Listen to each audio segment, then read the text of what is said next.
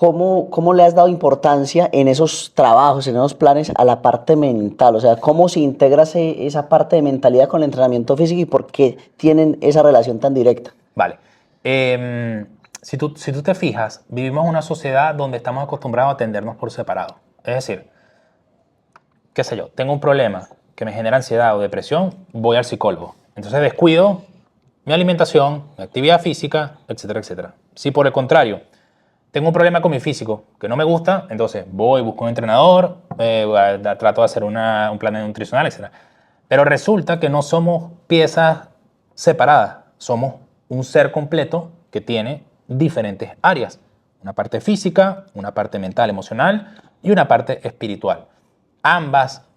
Las tres tienen que ser atendidas y las tres tienen que ser entrenadas y las tres tienen hábitos. Entonces, partiendo de que el cuerpo es una herramienta neutra, el cuerpo es una herramienta de aprendizaje de la mente. Tu cuerpo no va a hacer ningún movimiento sin que tu mente lo envíe ese comando. ¿Me hago entender? Es decir, no existe un movimiento del cuerpo.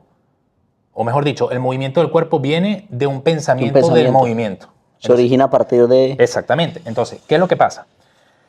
Que me pude dar cuenta en mi camino como entrenador que el plan de nutrición está bien, el plan de entrenamiento está bien, pero estos son herramientas que atienden el efecto, perdón, la parte externa.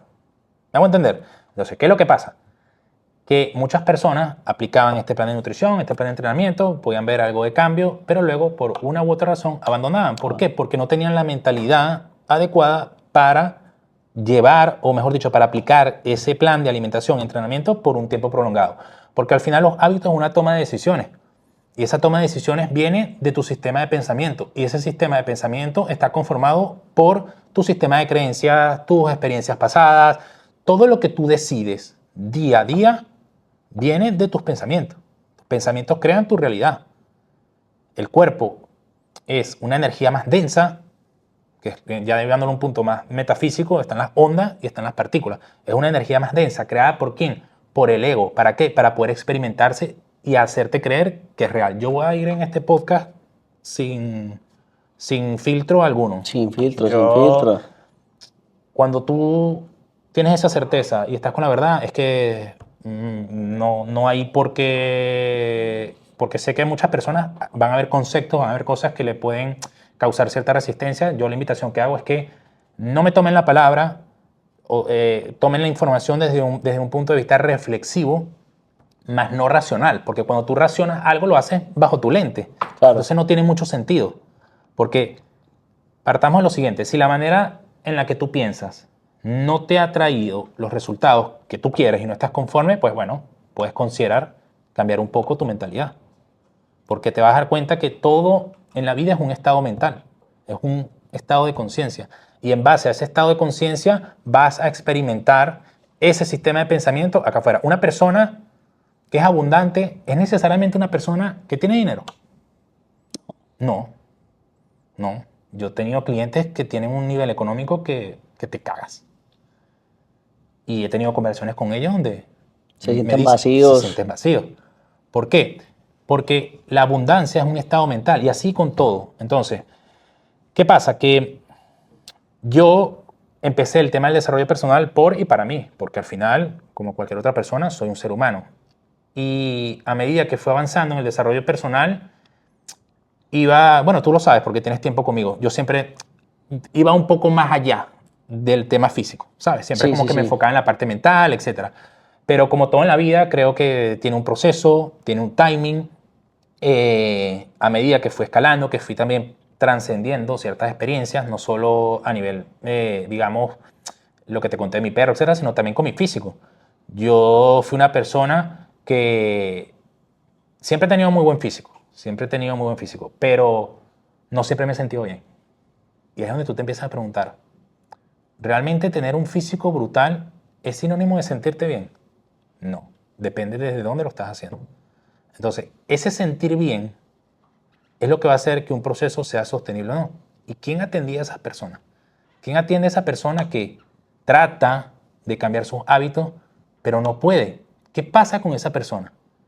Falla, fracasa. ¿Y qué hace ahí? Reafirma que no es capaz de hacerlo. ¿Me hago entender? Claro, Entonces, mientras más desarrollo personal tenía, mi nivel de conciencia iba subiendo.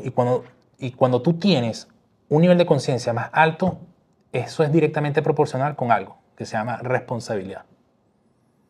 Entonces, yo no me sentía coherente conmigo entregando una dieta, un entreno, y yo sabía, esta persona está repitiendo un ciclo, está perdiendo dinero, etc. ¿Sí me hago entender? Sí. Entonces, no me sentía conectado, pero como todo en la vida, ¿qué empezó a pasar? Perdí un poco el amor por mi trabajo, me sentía aburrido, me sentía automático, porque todos los días me sentaba en mi escritorio a enviar un plan de alimentación, un plan de entrenamiento, mandar una frase motivacional y ya está. A veces las cosas están en tus narices y no te das cuenta. Luego dije, mierda, tengo toda esta información conmigo que me ha servido a mí, que ha hecho que tenga una relación con mi cuerpo muy diferente a la que tenía antes. E incluso, lo más paradójico, como funciona la vida, es cuando empecé a conectar con mi cuerpo desde ese sitio más consciente, más tranquilo, disfrutando más el presente, dejándome de validar con mi cuerpo. ¿Qué sucedió? El físico respondía mucho más brutal. De hecho, mis últimas competencias, que ya tenía cierto trabajo de desarrollo personal, fueron las preparaciones. Yo soy atleta profesional en fisiculturismo y en las preparaciones para estas competencias son dietas muy extremas, entrenamientos muy extremos, etc. Y fueron las preparaciones más tranquilas que he tenido y en donde el físico ha salido más brutal. Y así me hice profesional.